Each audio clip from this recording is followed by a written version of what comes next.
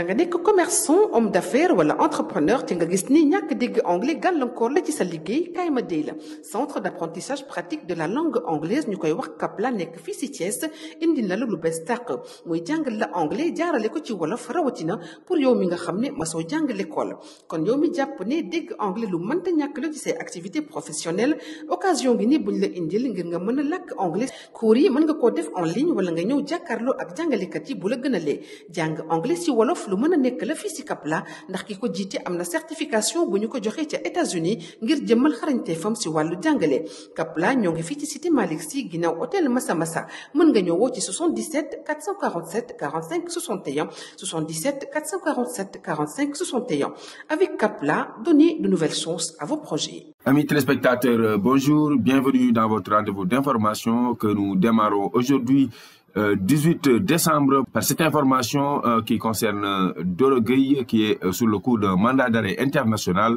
et arrêté par Interpol.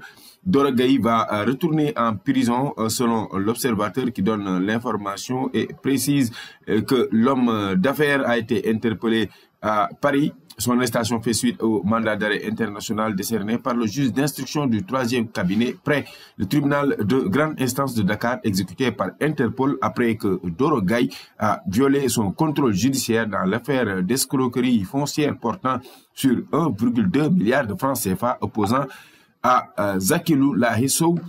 Doro Gueye a été arrêté lundi sur les coups de 19h alors qu'il se promenait tranquillement sur les Champs-Élysées, glisse le journal du groupe Futur Média. L'information confirme et avance que le mis en cause a été placé sous contrôle judiciaire après avoir placé la nuit à la brigade financière de Nanterre. En déplacement en France, Maître Seydou Diagne s'est précipité auprès de son client pour l'assister. C'est ainsi qu'il a été notifié à Doro Gueye l'interdiction de quitter le territoire français le temps de la conclusion de la procédure d'extradition. Fait divers, décès en prison du chef de village de Keur Mbaye Mati, la mise au point de son avocat. L'affaire du chef de village de Keur Mbaye Mati, Mamadou Gueye, 83 ans, décédé ce 12 décembre 2024 suite à son placement sous mandat de dépôt, continue de défrayer la chronique à Thiès. Son avocat, maître Maguette Sen, a fait une mise au point sur son emprisonnement qu'il qualifie d'excessif vu l'âge très avancé du défunt. Leur demande de liberté provisoire a été rejetée. Pourtant, affirme la robe noire, dans la pratique, les prévenus poursuivis pour occupation illégale comparaissent généralement en liberté. Selon Maître Maguette Sen, tout a été déclenché par son demi-frère Massamba Gueye qui avait porté plainte contre lui. Le parquet de Thiès a fait le soir transmis à la DSCOS Amour qui a auditionné notre client le 10 septembre 2024 sur une présumée occupation illégale de terrain. À cet égard, le chef de village de Keur Mbaye Mati, à savoir Mamadou Gueye, a nié tous les faits allégués par son demi-frère. En date du 20 novembre 2024, sur instruction du parquet, il a été convoqué et conduit directement pour être déféré nonobstant son âge très avancé, 83 ans, et sa qualité de chef de village. Curieusement, le même jour, il a été placé sous mandat de dépôt pour être jugé à l'audience des flagrants délits du tribunal de grande instance de Thiès du 6 décembre. Sur ce, le parquet avait retenu les délits d'occupation illégale de terrain appartenant à autrui, violence et voie de fait. Pire encore, ce qui a choqué le public, c'est l'âge trop avancé du prévenu qui peinait à se tenir debout à la barre du tribunal avec sa canne.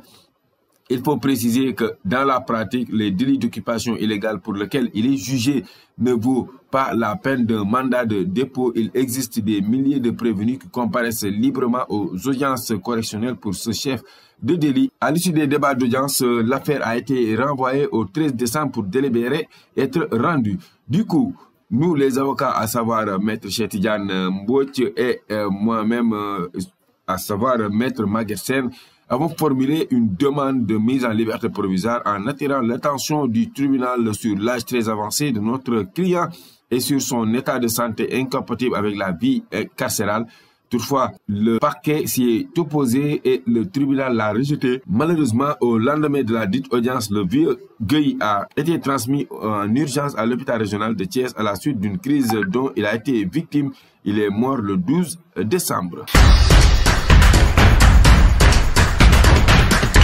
Et puis nous parlons de cette lettre adressée au ministre Aliou Sall par Mamadou Omar Ndiaye, le nouveau président du Conseil national de régulation de l'audiovisuel, qui apporte des précisions sur le courrier adressé au ministre de la Communication Aliou Sall.